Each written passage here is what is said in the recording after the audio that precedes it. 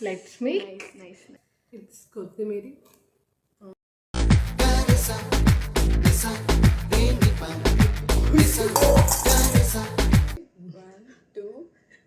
మీద పడాలి. ఓకే వచ్చింది. ట్రై. That's talent. ఎప్పుడో చలి ఎక్కడ నేర్చుకున్నావు ట్రిప్ కాదు, చిన్నప్పటి నుంచి వండితే తెలుస్తుందండి.